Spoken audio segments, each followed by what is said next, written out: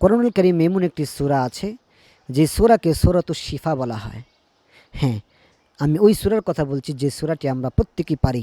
সে সূরাটি হচ্ছে সূরাতুল ফাতিহা, অর্থাৎ আলহামদুলিল্লাহর সূরা।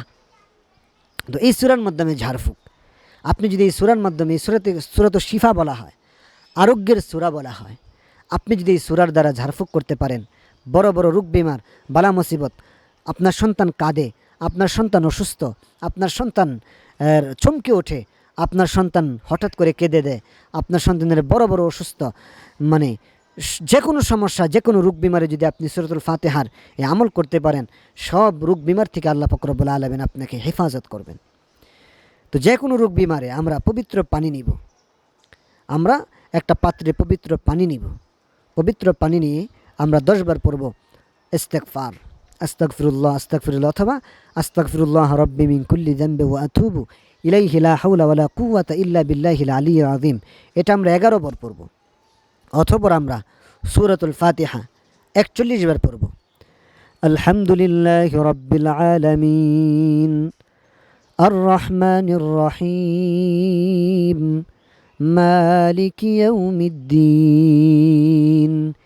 ইয়্যাকা না'বুদু ওয়া ইয়্যাকা নাস্তাঈন ইহদিনাস সিরাতাল মুস্তাকিম সিরাতাল লাযীনা আন'আমতা আলাইহিম গায়রিল মাগদুবি আলাইহিম ওয়ালাদ-দাল্লিন।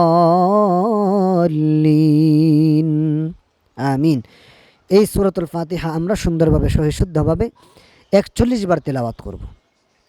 অতঃপর 41 বার তেলাওয়াত করে আবারও আমরা 11 বার ইস্তেগফার পড়ে নেব, অতঃপর আমরা দুরূদ শরীফ পড়ে নেব। এভাবে যদি আমরা ঝাড়ফুঁক করতে পারি, এই পানিটা আপনার যত বড় রোগী হোক না কেন, আল্লাহ পাক রব্বুল আলামিন চাহে তো এই আয়াত দ্বারা ঝাড়ফুঁক করলে ইনশাআল্লাহ আল্লাহ তাআলা আপনাকে হেফাজত করবেন, আল্লাহ তাআলা আপনাকে রোগ মুক্ত জীবন দান করবেন, আল্লাহ তাআলা আপনাকে সুস্থ হায়াত দান করবেন, আল্লাহ তাআলা আপনার মনের অশান্তি দূর করে দেবেন, আপনার পেরেশানি দূর করে দেবেন, আল্লাহ তাআলা আপনাকে সুন্দর একটি ভবিষ্যৎ দান করবেন।